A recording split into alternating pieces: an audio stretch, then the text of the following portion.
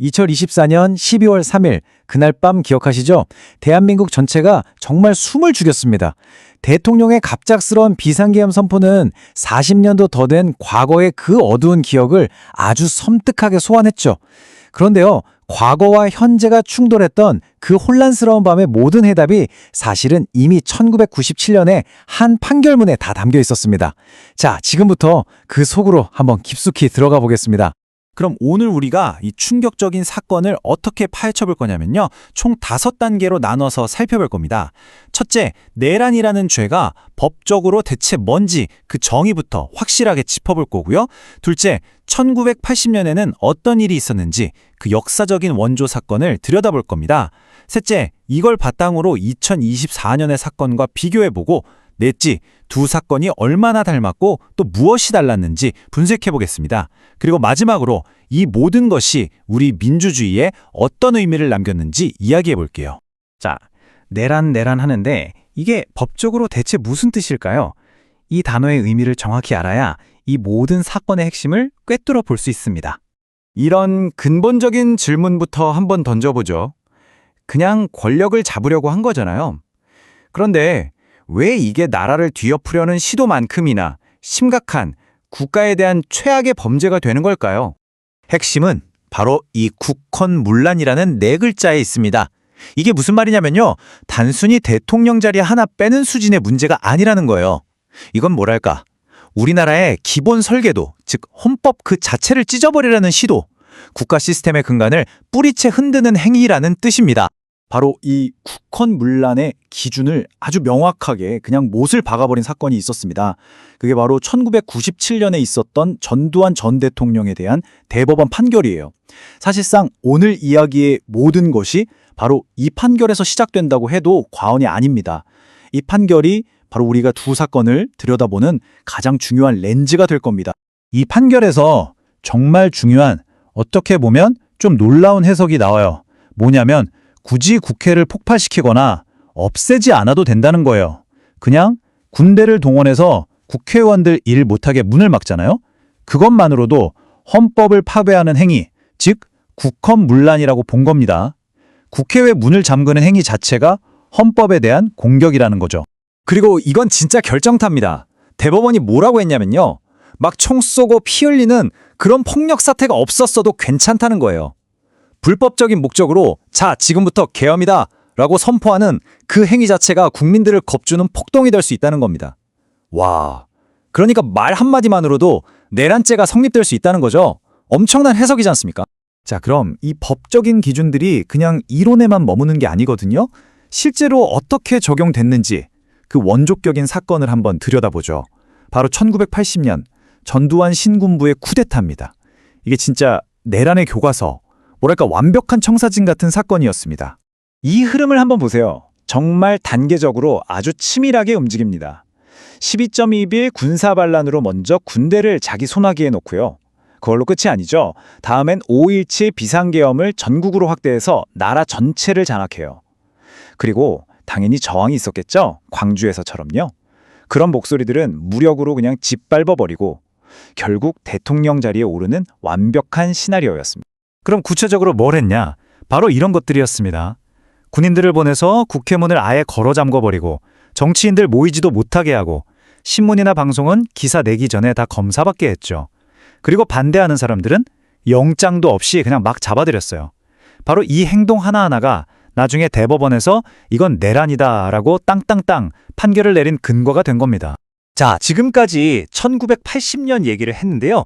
이제 시간을 훌쩍 뛰어넘어서 바로 2024년 12월 3일 그날 밤으로 가보겠습니다. 정말 역사가 이렇게까지 반복될 수 있나 싶을 정도로 40여 년 전의 그날이 소름 돋게 겹쳐 보였습니다. 당시 대통령이 내세웠던 명분은 이거였습니다. 정부를 마비시키는 종북 반국가 세력을 척결하겠다.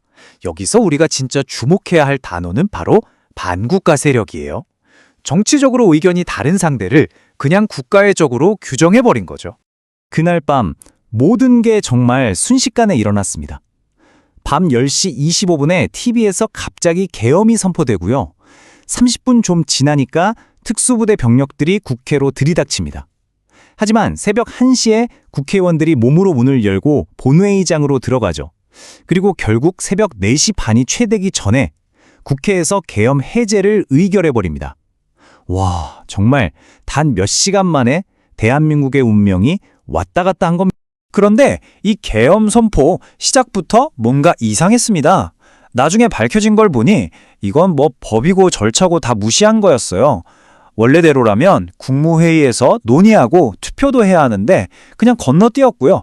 총리나 장관들 서명도 없었고 심지어 국방부 장관이 계엄이 필요합니다 하고 건의하는 절차조차 없었습니다.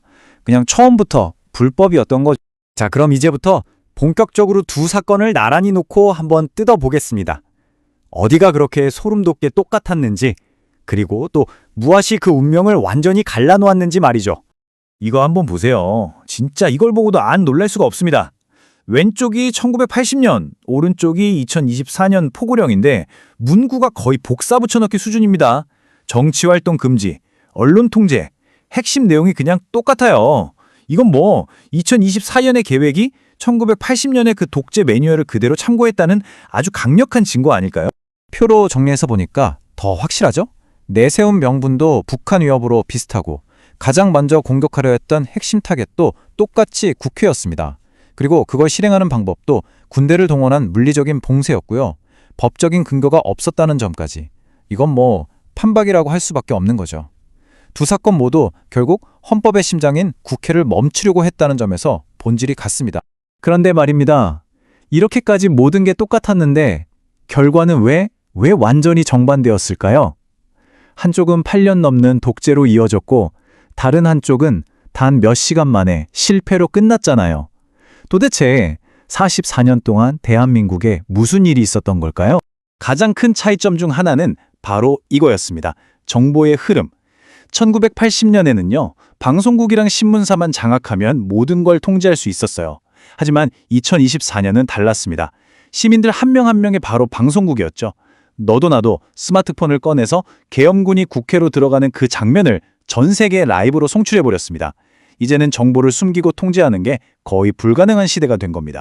그 결과 1980년에 성공한 내라는 8년이 넘는 암울한 군부 독재라는 비극을 낳았습니다. 그리고 2024년에는요, 시민들의 저항과 국회의 행동이 이 모든 걸 막아내는데 걸린 시간? 단 6시간. 이게 바로 지금 대한민국 민주주의가 가진 힘을 보여주는 숫자 아닐까요? 자, 그럼 이제 거의 다 왔습니다. 이 모든 소동이 끝나고 우리에게 남은 것들, 그러니까 법적으로는 어떻게 처리될지, 그리고 우리는 여기서 뭘 배워야 할지 마지막으로 정리해 보겠습니다. 분명히 법정에서는 이런 주정이 나올 겁니다. 이건 고도의 정치적 결단, 즉 통치행위였다. 하지만요, 아까 우리가 봤던 바로 그 1997년 판결이 여기에 대한 답을 이미 내려놨습니다. 아무리 대통령이라도 헌법을 파괴할 목적으로 한 행동은 정치라는 이름으로 보호받을 수 없다. 그건 그냥 범죄다. 이게 바로 대법원이 세워놓은 원칙입니다. 2024년 대한민국의 민주주의는 정말 큰 시험대에 올랐고 결국 이겨냈습니다. 그 저력을 똑똑히 보여줬죠. 하지만 동시에 이게 한순간에 무너질 수도 있구나 하는 취약성도 함께 드러났습니다. 그래서 이번에 이 뼈아픈 경험은 우리에게 질문을 던집니다. 우리의 민주주의는 과연 안전한가? 그리고 그 미래를 지키기 위해 우리는 오늘 무엇을 기억하고 또 무엇을 해야 할까요?